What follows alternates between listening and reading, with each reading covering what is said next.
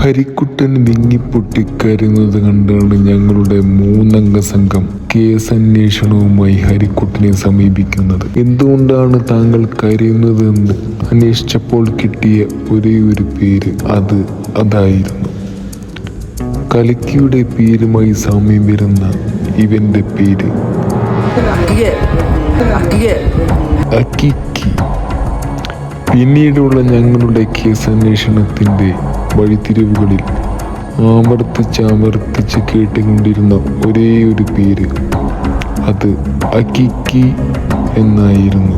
ബെഡ്റൂമിലും ബാത്റൂമിലും കട്ടിലിനടിയിലും store റൂമിലും മച്ചിലും മാനത്തും പെട്ടിക്കകത്തും ചട്ടിക്കകത്തും ഞങ്ങൾ അവനെ അന്വേഷിച്ചുകൊണ്ടേയിരുന്നു. എന്നിട്ടും ഞങ്ങൾക്ക് ആ അക്കിക്കി എന്ന ഭീകരനെ കണ്ടെത്തുവാൻ സാധിച്ചില്ല.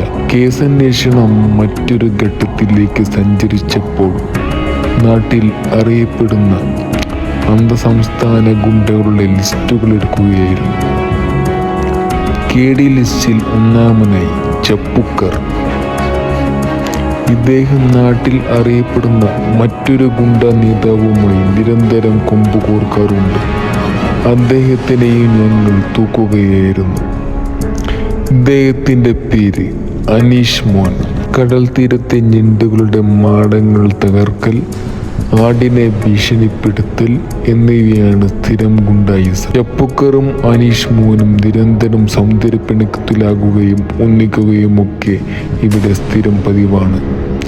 ചപ്പുക്കറിനെ ചോദ്യം ചെയ്തുകൊണ്ടിരിക്കെ 11 മണി ബെൽ കേട്ടപ്പോൾ ചോദ്യം ചെയ്യലുമായി സഹകരിക്കാതെ പൂച്ചിങ്ങ വെള്ളം കുടിക്കാൻ ഓടിപ്പോകുകയായിരുന്നു. പിന്നീട് ഞങ്ങൾ ശ്രദ്ധ കേന്ദ്രീകരിച്ചത് ഒരു സൈലന്റ് കില്ലറിലായിരുന്നു. ഇദ്ദേഹം മുന്നേ വർക്ക് ചെയ്ത ചാരസംഘടനയായ മുന്ന ആൻഡ് KD കമ്പനിയുടെ സൂത്രധാരനായിരുന്നു. രാജസ്ഥാൻ കേന്ദ്രീകരിച്ച് ഥാർ മരുഭൂമിയിൽ നിന്നും ഗ്രാം കണക്കിന് മണൽ പാൻറിൻ്റെയും ഷർട്ടിൻ്റെയും പോക്കറ്റിലാക്കി കൊണ്ടുവരുമ്പോഴാണ് അതിർത്തിയിൽ വെച്ച് കേരള പോലീസിൻ്റെ പിടിയിലാവുന്നതും. പിന്നീട് കേരളത്തിലെ പച്ചപ്പിലും ഹരിതാഭയിലും ചിക്കൻ കറിയിലും വിധേയനായ ഇദ്ദേഹം കേരളത്തിൽ സ്ഥിരതാമസമാക്കുകയായിരുന്നു. പിന്നീട് ഞങ്ങളുടെ ദൃഷ്ടി പതിഞ്ഞത് വെള്ളയപ്പനായിട്ടായിരുന്നു. പശ്ചിമ ബംഗാളിൽ നിന്നും 5 ലിറ്റർ പച്ചവെള്ളം വയറ്റിൽ ചുമന്ന് കേരളത്തിലേക്ക് കടക്കുമ്പോഴാണ് തമിഴ്നാട് പോലീസിൻ്റെ കയ്യിൽപ്പെട്ടത്. അന്നേരം തമിഴ്നാട്ടിൽ ആവശ്യത്തിന് മഴയും വെള്ളവും ലഭ്യമായതിനാൽ ഇദ്ദേഹത്തെ കേരള പോലീസിന് കൈമാറ്റം ചെയ്യുകയായിരുന്നു.